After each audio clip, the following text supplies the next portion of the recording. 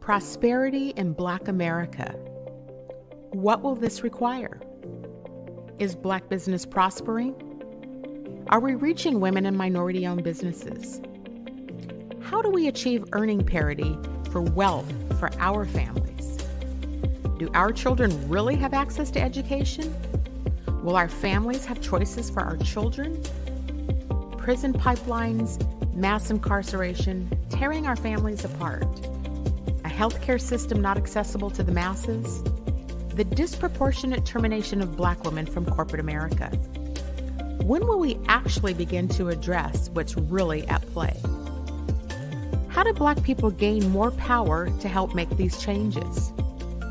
This requires a lot of political will and courage. I'm that provocateur of change. I am Cindi Bright. Welcome to Heartbeat.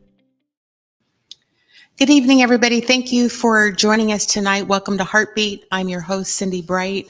I'm excited tonight. We are live in the Sankofa Theater. I think that's how you say it.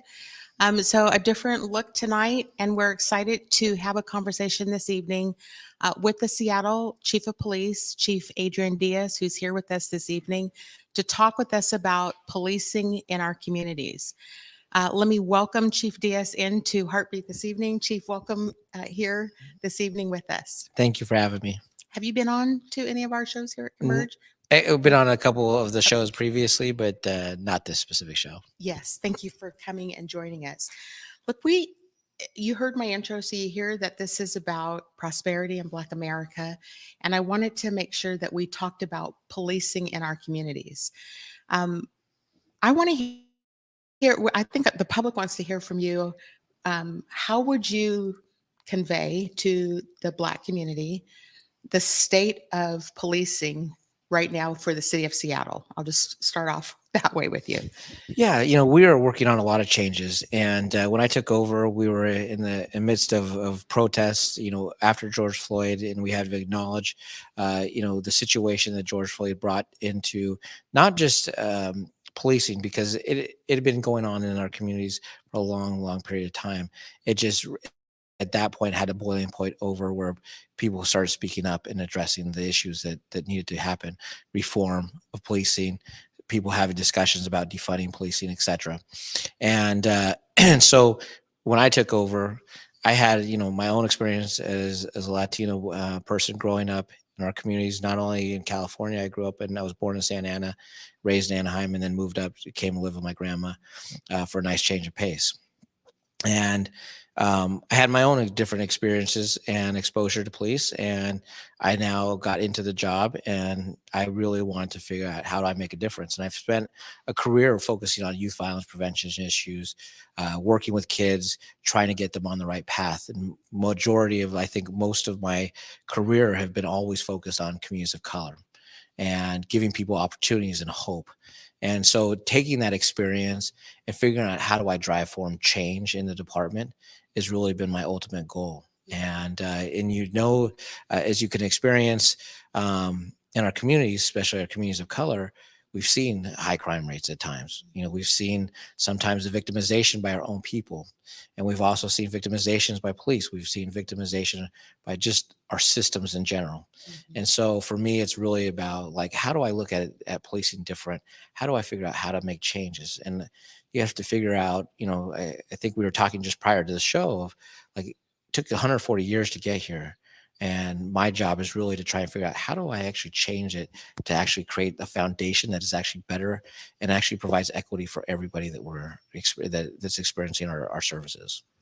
And so you talked about police reform. Yesterday, Mayor Harrell did his State of the Union for the city of Seattle. He talked about police reform. What is police reform to you?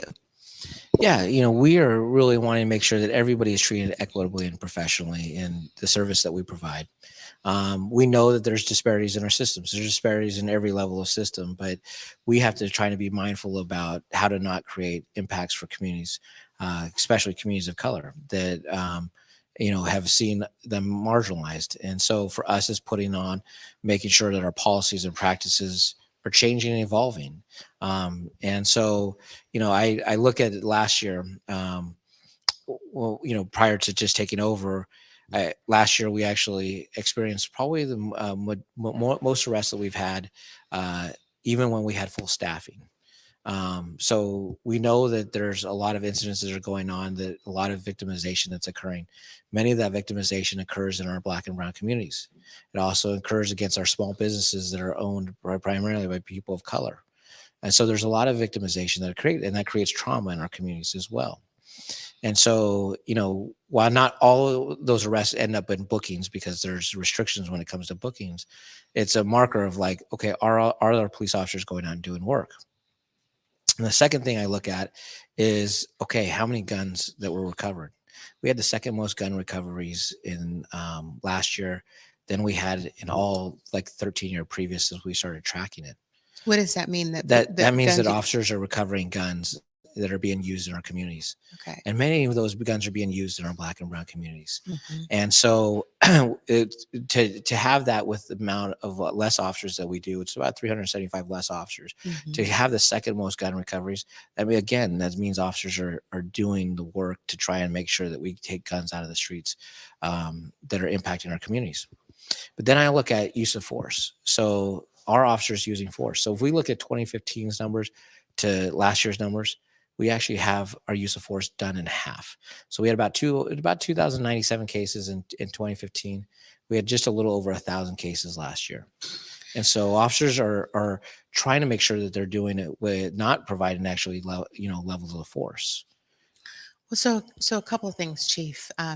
One is that so I'm going to go broader than Seattle for a moment. So I was reading some of the reports in 2022. This past year was the highest level of police shootings, police killings across our country. So the numbers are going up, not down. And here in the Seattle area, when I look at some of the issues that are going on here, in the past 2 weeks, we had an incident where we had Black citizen faced with potential police shooting, and white citizens stepped in to protect them from that. So it's tough, I think, for the community to hear from the chief that, we're doing better than we've done, but yet the numbers across the country are going up and we're still experiencing violence against Black communities. And so I guess the question is, even when you think broader Black community, but broader in Seattle, like which public and whose safety is actually being protected? Like that number is coming down in half, like what you said. How do you reconcile the difference between what we're experiencing as a community versus the numbers that you state on the improvement of the Seattle Police Department? Yeah, you actually bring up a good case because officers actually responded out. We actually pushed out a video of that incident and noting that the dispatch and what multiple calls for service of somebody shooting a gun and giving a very, very distinct description of the person that did the shooting with a yellow hoodie. Officers located the subject and were trying to, get him, in compliance with what they were trying to do to try and render the scene safe. We do have tools that we are trying to make sure that we do. We use time, distance, and shielding. And We use what? Time, distance, and shielding. So we want to create time in situations. So that way we're not having to use, level of force.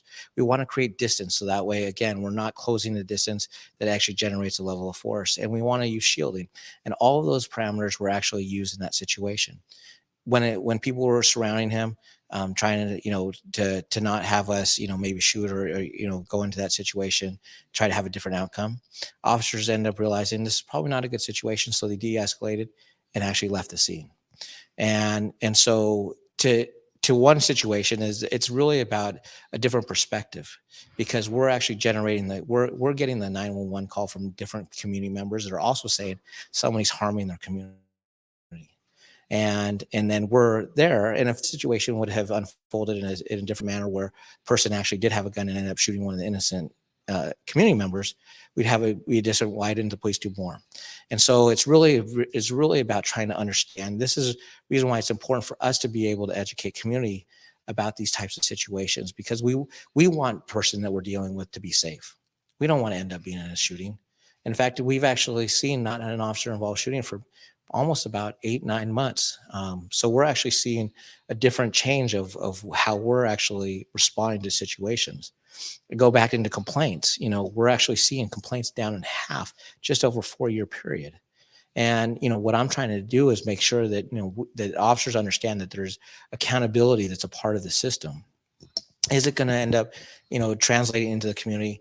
When a community member is harmed, they're going to feel like nothing has changed. And really for me is really about making sure that we build the foundation that is strong for communities to actually feel like they're going to be helped out in a situation.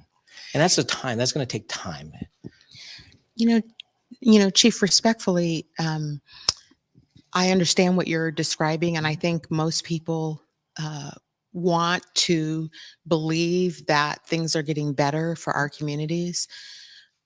I don't think Black people feel safe, even if things are improving by your numbers. The reality for Black citizens is that we're afraid. We're afraid to be pulled over for no reason or have our taillights busted out to justify a pullover. We're afraid to have to interact with the police. I told you before the show, I took a deep breath inviting you on. Like, we're scared that we're going to get caught up in a position of that's not favorable for us. And so we, as Black people, as a Black mom, we have to teach our kids how to interact with police officers. How do we make policing race neutral in order to try to help make our communities feel safer? I think we just don't tend to believe that the numbers are in our favor. Yeah. No, and I don't disagree in the sense of what I'm trying to be able to explain and articulate is that, we have to really build those levels of accountability systems. So that way, when an officer acts out and does something wrong, that there is accountability to that. And I've had to make a couple dozen terminations, most in any chief in our history of it. And I have to be able to articulate why I'm making those terminations or high levels of discipline to hold people accountable. And that doesn't mean that we hire from the human race. So we're going to have issues we're also going to have disparities. We're also going to have disparities in 911 calls.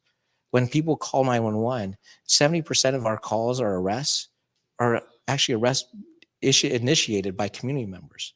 So we're also a system that literally is going to be impacted by the disparities of our community and how they actually articulate what crime is actually happening in their community.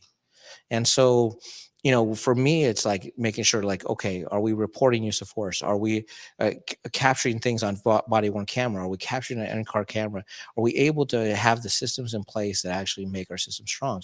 That doesn't mean that I'm going to have a situation where people aren't going to feel impacted by an officer, and they're not going to be, and they're going to be right about it. And then I'm going to be able to go through and be able to articulate why, like through our accountability measures, why I can actually discipline somebody for holding somebody accountable. But I also can be able to show like some of the work that we're trying to do to try and make improvements in our community.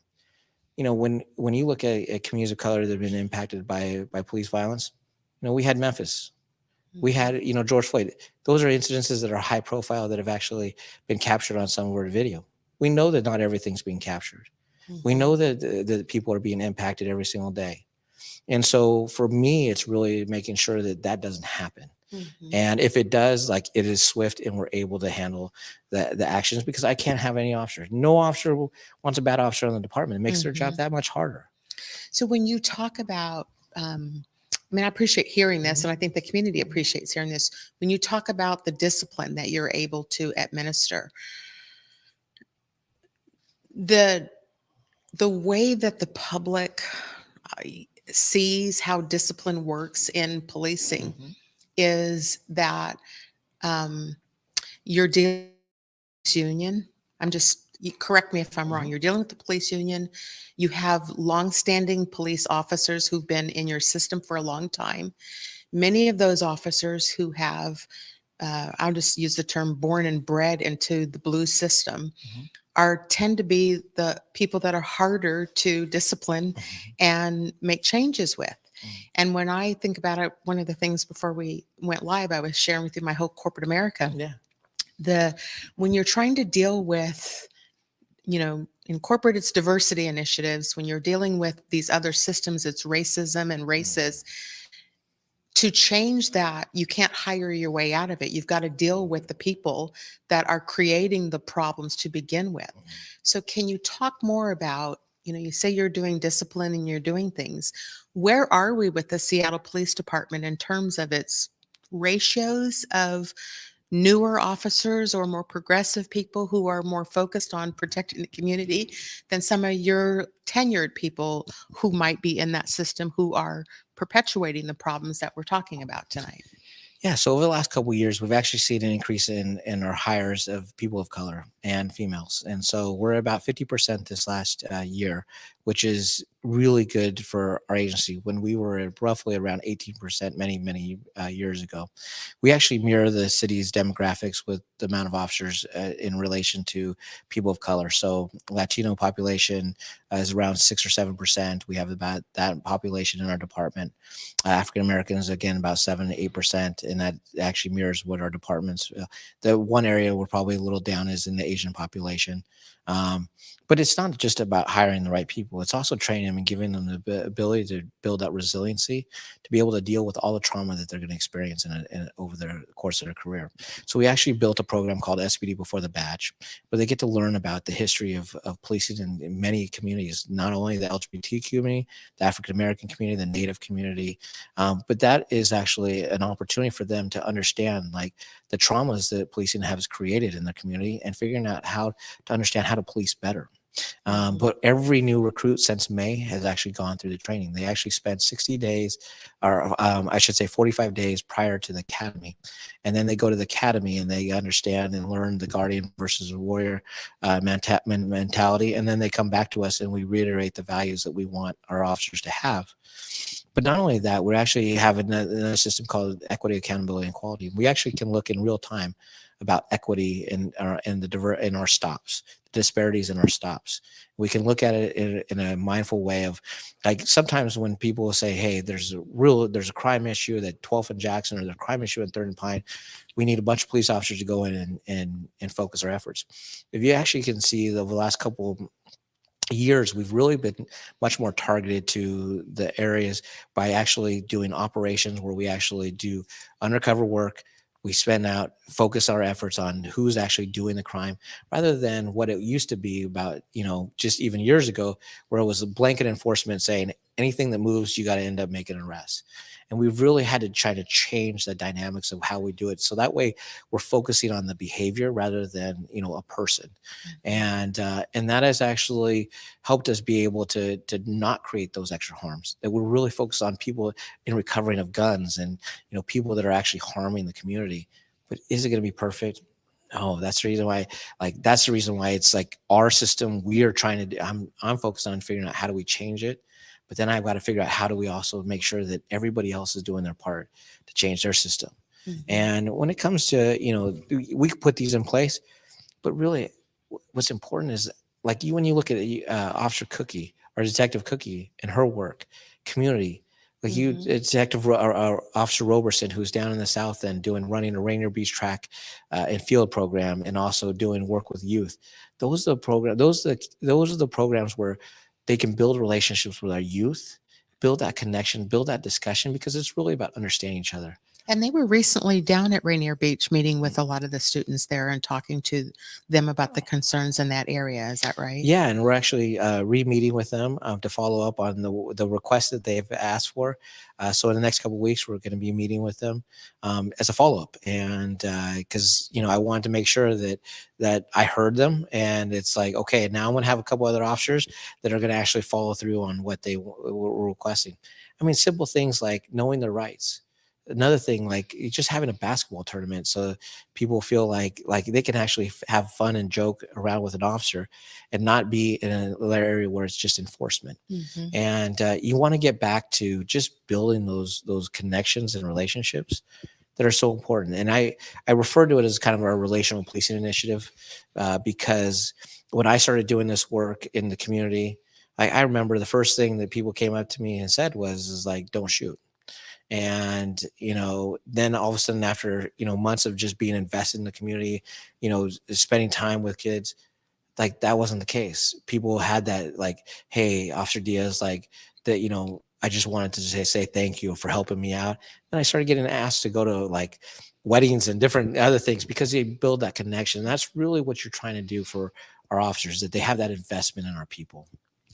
Chief, how would you describe, what's going on in our jail system? Because a couple, 3 weeks ago, we had an attorney on with us talking to us about what's going on in the jail system with how many people are in the jail system, people that are high suicide rates, and the way that she described it, I'm paraphrasing it, but it sounds like that's escalating. And so how do we think about how is what you're saying to us, how do we reconcile the numbers going up in the jail system versus the police friendly methods of trying to build more community? I can't really speak to the jail system because I don't know what there is. I know that our numbers have drastically dropped. So we were our daily population was in around like 180 to 200 and some, and now we're in around 60. So I'm not sure of in fact with COVID restrictions over You the mean last per day? Or? yeah. Okay. And so even when COVID restrictions also occurred, there was a real push to not having many people incarcerated because of COVID exposures. And those restrictions have still been maintained. So I'm not sure where those numbers, but I would articulate that when it comes to people experiencing behavioral crisis in our jail systems, are so overrun with people that are experiencing some level of mental health issues where suicide can be a factor into it. So I would say that's, some of the population that we're dealing with on a routine basis, you'll hear are high utilizers of not only the police system, the fire system, any governmental system because of mental health or drug addiction. And, that is one of the things that it's harming our community is fentanyl. I mean, we just about 5 years ago only had like 500 pills that we recovered. Last year we had enough to kill this entire city, and that was what we recovered, not what's actually coming into our city. And we've seen King County medical examiner explain their overdoses at an all-time high. Overdose death rates are at an all-time high. And so really, how does that impact mental health? How does that impact suicide? How does that impact what do you attribute that to? Why has it increased so much? So, when we look at numbers, when you look at a decision like such as possession of drugs, used to be what they call the Blake decision. And right now, the state legislation is trying to figure out how solutions to address that issue. But when the decision was to vacate possession cases, it opened up a market for a lot of cartel people, especially because most of the fentanyl is coming in from cartels to say, look, we can infuse this because possessions can, it's a non-arrestable offense. And so they infused a bunch of drugs into the community. And now what we're experiencing is that we have very little infrastructure to address, drug and alcoholism. So, you don't have as many resources or services. And so now you've gotten people addicted into fentanyl, and they can equip it with what they call like a tranquilizer, trank. And now we're starting to see that actually pop up. But those are what it actually is potentially creating an overdose deaths. And so that's where you start to really be concerned about just the overall impact in mental health that sometimes the drug is actually creating an infrastructure for. Is that the basis for what's going on downtown Seattle and why businesses are leaving here? I don't know if I think when I listen to businesses and I talk to businesses routinely, they're concerned with the behavioral health issues and the threatening behavior that people are experiencing. And that's very common when people are on fentanyl and experiencing a mental health issue, that they can exhibit a level of threatening behavior, assaultive behavior. You'll see sometimes random assaults that are occurring. And that is consistent with what we're seeing when it comes to the use of fentanyl. But I wouldn't say, I don't know if businesses are leaving just strictly for that. But I think sometimes businesses are feeling the impact of, having things stolen and not, having the infrastructure, because many of them are small businesses, not having the infrastructure or breaking windows insurance not being able to cover it. So I think might be other factors into that, but I do think that we've got to figure out how do we create resources and services for a lot of the people that are experiencing homelessness and experiencing the drug addiction as well. This year we have, I believe it's four Seattle City Council seats up for re-election. And so I've been seeing some new people come forward. Can you describe the relationship between the Seattle City Council, the mayor's office, and your office to try to address some of these issues? Because there's a lot in that, correct? Yeah, Yeah. there is a lot in that, and honestly, for me, it was about building the connections. A couple years ago, I now meet with almost all the city council people on a routine basis.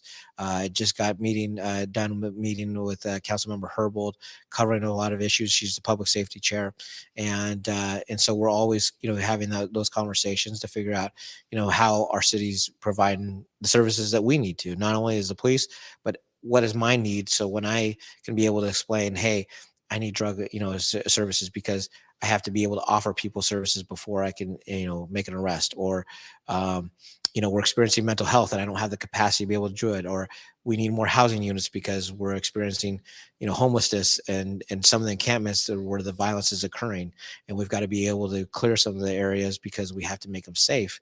And so I think all of that conversation is happening on a routine basis. The mayor's office has been, just really, really a good support network to really help push everything that's going on, such as, a dual dispatch system. So having an alternative response. We've already in the department have already created different alternative response. I mean, we have community service officers, we have mental health professionals that are actually working with our officers as co-responder model. We have victim support teams that are also working with sexual assault victims and other victims. So there's so many things that we're doing, but we know that there's a need for more. So what you're describing, is it 3 years ago now? What this whole the notion of defund the police was so controversial, and I think, from my perspective, it was just a misunderstanding of what people meant by it. But you're basically describing that to me when you talk about, other mental health services or other support systems and so forth. So would you say that the Seattle Police Department has defunded the police to some degree? Well, I wouldn't say the Seattle Police Department is defunded. We experienced some hardships out of it. We're advocates for all the services that are needed in the community, but I will also say I need 1,400 officers because I know what is needed to make sure that officers have the rest. That we know that a healthy officer can create healthy outcomes in the community. And if they're going from call to call to call, especially the calls that we're experiencing, last year it's two shootings, every single day. Sometimes those multiple officers are getting those routine calls every single day. It's not good for their mental health. And so we're really trying to make sure that we create investments in this environment. So that way, because we're so short staffed, that way we can actually be able to keep a healthy officer for a long period of time. Clinical psychologists in our department and wellness dogs and all sorts of other different things to just keep them in a good place so they're actually performing well. I know we're at the minute here, so I'm going to ask you a final question here. Why would someone come work for the Seattle Police Department? I think that, people want to be part of something big in when it comes to change. And, we are moving forward on a lot of change. And I think that it's going to have positive outcomes in the community. It's going to be about relational policing. It's really about building those relationships. It's about making sure that the department has a level of accountability that's high. The standard is a level of excellence and service. It's really about helping people. And I think people want to be a part of that. I look at other agencies across the country and some of the things that they're doing, and we're steps ahead of them. But we can easily be better. We're always working and striving for what is better. And I think that, when people come in, they want to be part of that what's better. And the applicants we're getting really extraordinary people. And I think that that's a positive note. But we need a lot more. And we need a lot more people that are wanting to serve the community, especially the community they grew up in. I mean, we get paid pretty decent money. And so we want to make sure that we are serving people in the right way. Chief Diaz, thank you so much for coming on to the show with us this evening and talking about the Seattle Police Department and the work that you are leading and that you're embarking on. So again, I'll reiterate, we hope that the public and the safety does include our Black communities and that you're looking out for us. So thank you for coming on with us. To our audience, we're just going to take a quick station identification and we'll be right back. Half that up in sacks, I favor Black businesses. Assuming I'm rooting for everybody that's Black. Yeah. Yeah.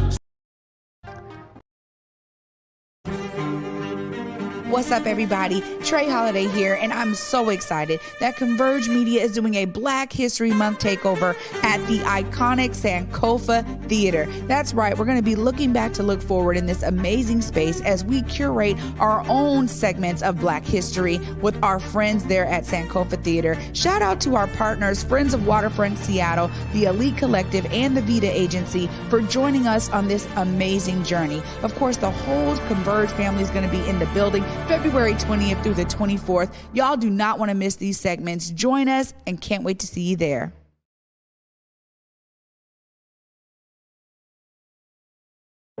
COVID-19 hurt my income, my health, and my family. We were about to lose our home when we heard we might be eligible for homeowner assistance funds from the government.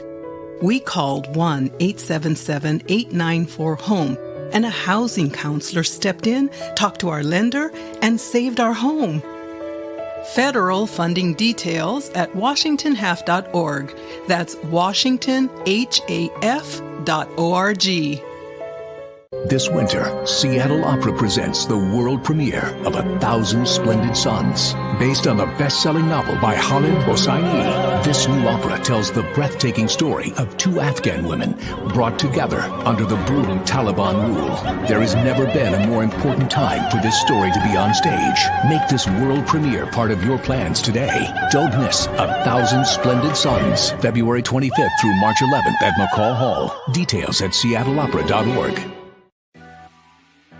What's up, everybody? You know, me and Besa, my girl, we had to pull up to Market Street Shoes once again, y'all. And you know, we do this every season. We have to get the new shoes, the new boots, and this time I even got a coat. Yeah, no, you did walk in without a coat. I really I'm glad did. you found one. But their boots were on point. Yes, the boots, the bags. I even grabbed a flannel. Yeah, you did. You know, and I was able to get some hats and everything. I was really impressed. And you know, I was impressed because, of course, I got those white boots that you guys see me wearing everywhere these days. Yeah, no, I look at your white boots and I'm like, darn it, they only have one pair. Me and Besa wear the same size. Of course, every time we walk out with several bags in hand. Several bags and sometimes even a backpack, you guys. Make sure you check out Market Street Shoes. Yeah, please check them out. Where they go, Besa? Ooh, 2232 Northwest Market Street, Seattle, Washington.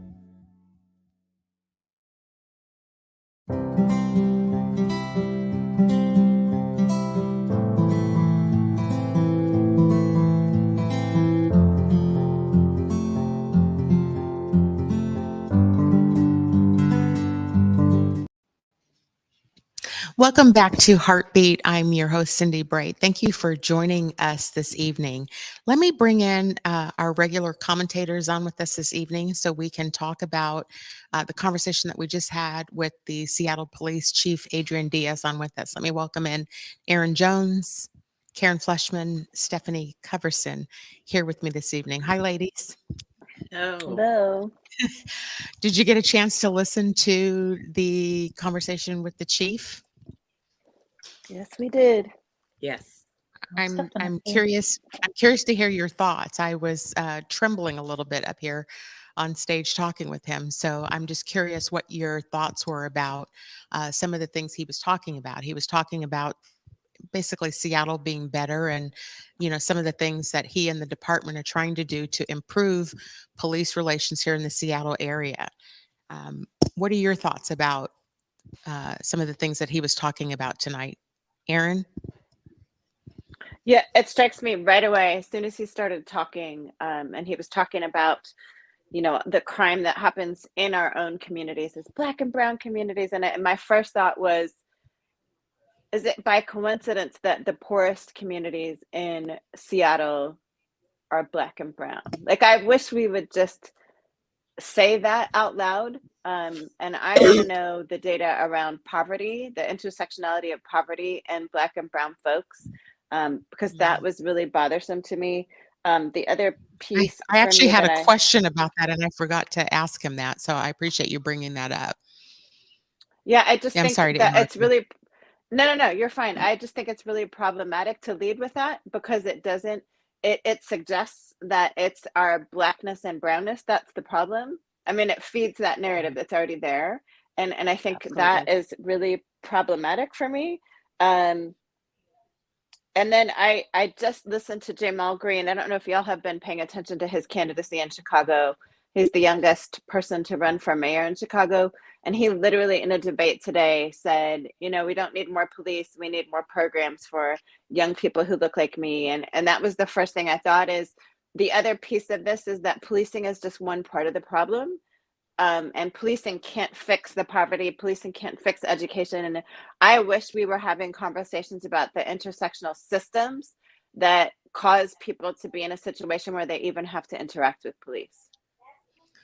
Yeah, Absolutely. I think we touch on some of that every week because there's a lot to unpack with that. I do agree. I was personally interested in hearing a lot about the cartel and the drugs that were being Ooh. pushed in here. There's a whole lot of other stuff to unpack with that. Stephanie, were you about to say something? Um, I was, and like you, I wasn't in the studio with you, but being born and raised and going to school in the Seattle area, what was resonating in my body is just a terror of the police, right? And some of the things I think, yes, to everything that Aaron said, and also some of the things that resonated for me was the comment around how the calls that we're responding to are coming from within these communities. Mhm. So, for example, Seattle has a huge problem with gentrification. Like, people love the culture, or let me be clear, white folks love the culture and hate the people. And so these telephone calls about, folks, quote unquote, wandering in their own communities, or I feel threatened, or particularly around the summertime, I can't remember the name of the rooftop business, um, with all of the police calls because the music was too loud. That is a historically uh, part of the Black experience is a beautiful summer night in Seattle, listening to your music, vibing out with your friends. And so there's a lot of, I think there is a lot of weaponizing of the police. And one of the things that I was thinking of who's calling. And so if you know that folks are weaponizing the police and using them as their personal concierge of terror, what additional steps are being taken? And then also, I think the other piece that hasn't been called in the room is twofold. The first is the foundation of police. And so, yes, uh, the police as a system, what came over from Europe, and also slave patrols, right? And so this idea of over policing Black and brown folks, like, we need to talk about those historic frameworks. And then just finally, the crisis that we're having in policing, particularly in Black communities and brown communities, is a failure of all these other systems. So education, social services, public health, gun regulation, criminal processing. I'm not even going to say criminal justice, and economic development. All of these systems that Black folks have been historically shut out of, and as a result,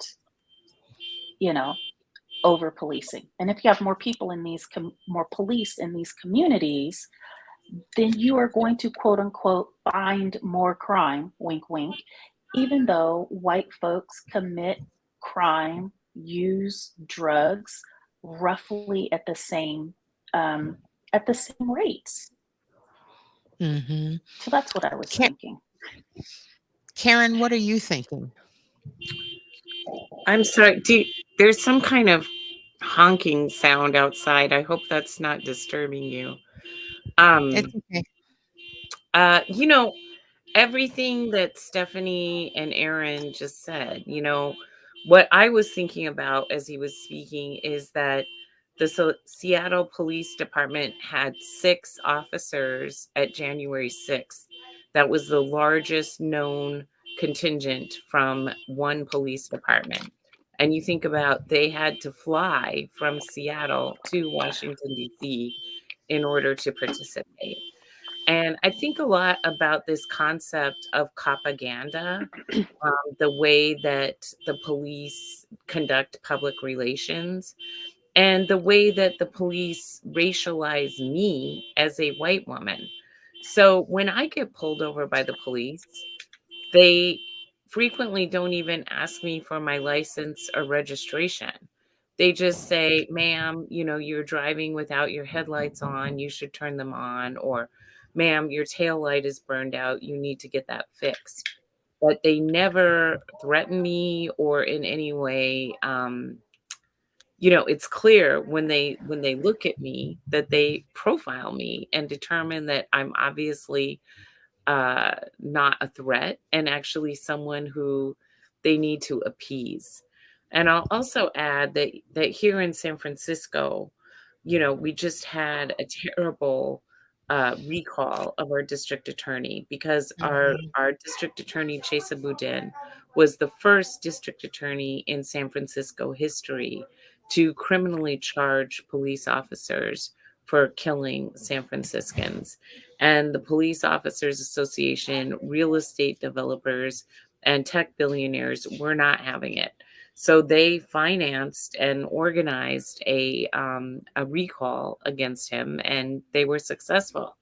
And during that time, at one point, my mother was actually in the laundromat, and someone threw a brick through the glass, and before I could even get there, someone else called the police. And then when I got there, the police were there. And just the way they were politicizing this encounter, the way they were talking with my mother, the way they were saying, oh, it's so terrible that we have this district attorney and they're not, you know, following through and prosecuting criminals. And that's why we have increasing crime rates in San Francisco. When in fact, San Francisco is not a dangerous city. It's when it comes to violent crime, we're not a dangerous city. Where we do rank high is in police, what they call officer involved shootings, what activists call police executions, and also of vehicular homicide. And now we have a new district attorney who was elected to replace the recalled one, and she is dropping the charges against the only police officer to ever be criminally charged for killing a San Franciscan. And in a second case, where the previous district attorney also charged an officer, it's unclear whether she's going to drop the charges, but it definitely appears that way. And it just is so frustrating because I feel like the police have effectively sealed themselves off from any form of accountability. And so I'm going to agree with the young man running for mayor in Chicago. We don't need more police. We need more programs. We need better schools. We need to end systemic anti-Blackness in all of our systems so that Black people can thrive and have prosperous lives. You know, I looked Cindi? at, yes. I wanted to just add one more thing too, and you kind of mentioned it back in the beginning, but I just want to bring this up because I think language is really important. And even though this doesn't relate to Black people exactly, I think it speaks to how we can buy into systems. The whole notion of cartels, I think, was really problematic around the fentanyl. And here's why. Most fentanyl is being made in Mexico, and it's being laced by drugs from China, but it's being brought into the United States not by cartels, but by American citizens, by white American citizens. And so that also is really problematic. Again, this dynamic of black and brown people bad. He never said white people good. You don't have to say that. But I think just the language is problematic, because now it makes us, again, we are both the victimized and the victimizer. And I just think those narratives are really important. Yeah, that's an interesting perspective, Aaron. I didn't hone in on it when he talked about it, but I understand the sentiment of it and kind of what was going on in my mind when you said that, and when Karen was talking about, what's happening. If you walk down the streets of Seattle, downtown Seattle, it's not safe to walk. Like it's just interesting to be around and see how the lack of housing situation has grown exponentially. The people that are clearly strung out, and so, look. Is his strategy very similar to what Chief Carmen Best had? Their strategy is around building more community, and I have seen them in the schools trying to help build relationships with our kids. And he did talk about needing more officers, and I did see the numbers on that, like how much he's down in terms of people being able to respond to what's going on downtown here. What do you think about, how do we reconcile the fact that, did you hear the question I asked with which public and whose safety, right? So what do people do who need help downtown here when you're afraid? Who do we call? Well, it's such a wild problem, I guess, to talk about, because we do need more people. And did you hear when I asked him the question about the defund the police? That was the whole point to that, was about having people come in and be able to help respond to. And it sounds like we are going down that path a little bit, getting more resource people in to try to help the city. But how do we deal with it's growing, like businesses are pulling out of Seattle. They've got people pounding on their doors, like people are afraid. I'm afraid to walk out in some of these spaces too, for fear of what's going to happen. So how would you guys suggest we reconcile that or deal with that with the Seattle Police Department? It's not the police department. Go ahead, Stephanie, go ahead. You go first. So I felt that some of what he was talking about, particularly with playing ball with, folks in high schools and stuff, that's performative, because does not, it's great that you're building community, but I want to hear about the systemic changes that are being made. I also, and I don't know, Aaron, if this is the direction that you are going with, what is happening in downtown Seattle. I feel like the price of living in downtown Seattle, working in downtown Seattle, recreating and socializing in downtown Seattle has priced people out of downtown Seattle. For example, if you just take parking alone, that is expensive to come downtown and park when I can go to South Center, or I can go to, another mall and access those same stores. And also what we are seeing happening in downtown Seattle, again, is a failure of social and mental and educational and financial programs. And so they are absent and non-existent, and capitalism kills, and I should say the overly capitalistic tendency of, we're just going to keep hiking prices to what the market will bear, now you have, this situation that I think is a confluence of all these things. Yeah. I also want to add that, people sometimes decry, defund the police. Like, what are we going to have? Total lawlessness? No. Defund the police is not, oh, everyone run around and cause harm and there's no consequence for your behavior. It's, let's have a community accountability for behavior. And instead of relying on the carceral state, let's keep each other safe. Let's find ways of helping people who are experiencing addiction, who are experiencing mental health challenges, etc. That is, the largest number of people who are killed by police are people who are experiencing mental health challenges. And just last week, we had a rally here in San Francisco to remember Tyree Nichols. And a family came and spoke about how, the mother called the police because her son was having a mental health crisis and she wanted someone to intervene and help him get under control. And instead, they kneeled on her son's neck right in front of her until he was asphyxiated. The police are not trained. They're not the right interface for what we have. We have a lot of people with different kinds of challenges, and we need to have trained people who know how to help people with those challenges, but who are not carrying guns. So a couple things, Stephanie, one of the things you said around the performative aspect to it, I assume you guys know, maybe not Karen, but who Chief Cookie is here in Seattle.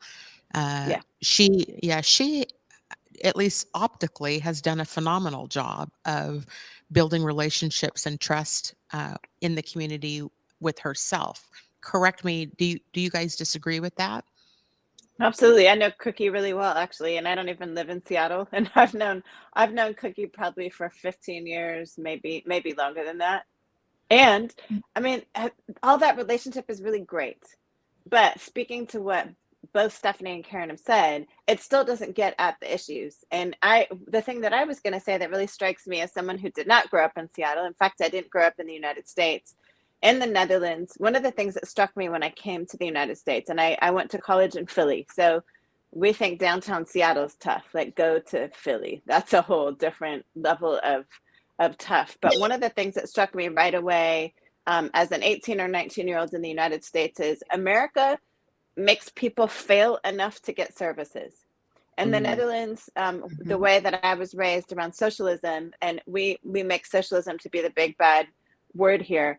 We have a social democracy. We still vote for all of our elected officials. We still have elected officials. We have a prime minister. But in the Netherlands, there's safety nets for everything. So everybody has access to healthcare. Everybody has housing. In fact, my entire childhood growing up in the Netherlands, there was one homeless person, and he was a professor doing a PhD on how people would treat a homeless person. So he had a tent at the major train station in my city. One person in my entire life. And then I get to Philly and there are homeless people everywhere because they had shut down the mental institution the year before I got to college and just let everybody out into the streets. And so I think also we got to be willing to face, he said something when you asked him about the jail system. I think it's number one problematic that the police chief doesn't know anything about what's happening in the jails because he's sending people to the jail. So I think you ought to know a little bit more about the jails than that. But secondly, he said, our jail systems are overrun with mental health crises, people experiencing mental health crises or drug addiction. So we're also dealing with this in the wrong way. As Karen just said, we don't need defund the police doesn't actually mean just take all police off the streets. It means let's take the resources that we're spending on policing and redirect them to social programs, redirect them to mental health counseling. And so I think as a language person, I think defund is probably a problematic word to have used for defund police, because I don't think that's what people are asking for. But I would argue, and I think he would agree, that his police are not prepared, nor are they trained to provide the kinds of services that are necessary. And so having more of them who are not prepared or trained is not helping the situation. He did acknowledge, even if it was just body language, because I was totally reading his body language. He did acknowledge when I asked the question about, I don't even remember how I said it, but I was basically asking him about the old timers that are kind of in that system. Because he's trying to fix this, he's trying to fix it with hiring. And we all know that that's not the solution to fixing a racism problem. But I don't even remember how he said it, but when I asked him about weeding out some of the bad officers and starting to try to bring in some different people, his body language at least acknowledged that that was the right question to ask. Although I don't recall exactly, I'll have to rewatch the show how he answered it. But what did you discern when I asked that question of him? Well, I think a lot of us want to believe that we can hire our way out of these problems, or as the older generation retires, et cetera, things will change.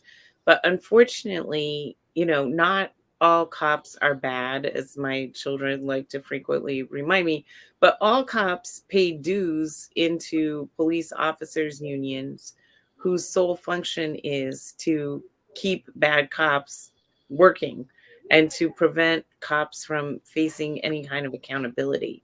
So you can't. This is a cultural problem. The police have sealed themselves off out of accountability, and so a chief has very limited ability to shift the culture of the department.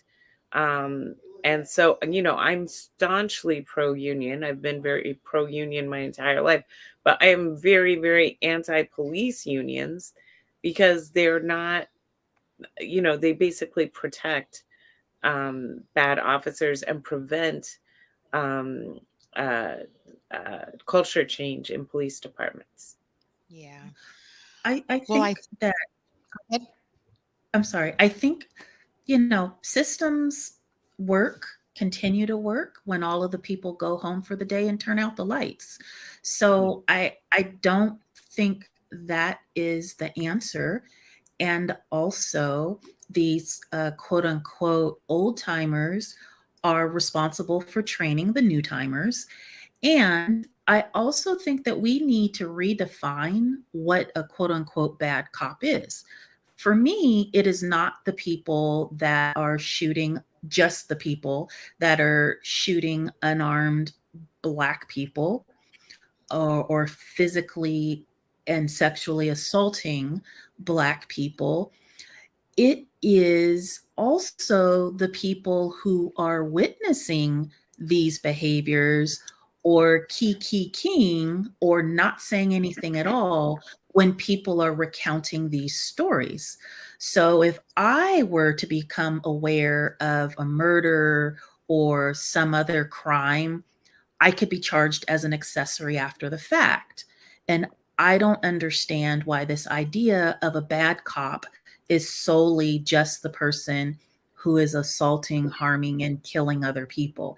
It is everyone else in that stratosphere that is enabling that behavior and is not calling it out.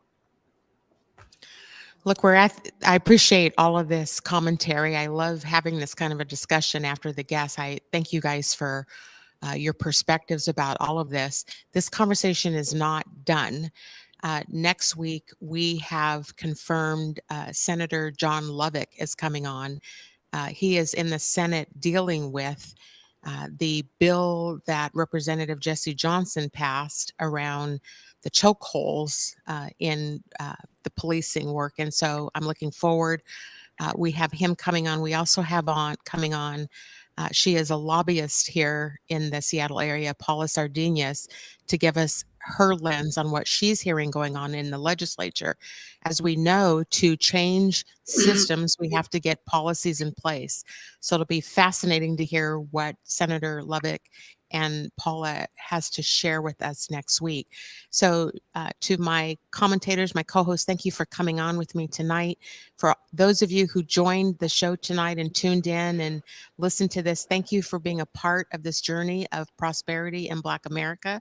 We will continue to focus on systems that are impacting our ability to prosper. So we look forward to seeing you all next week. Have a good week. Half that up in sacks, I favor black businesses. Assuming I'm rooting for everybody that's black. Yeah. Yeah.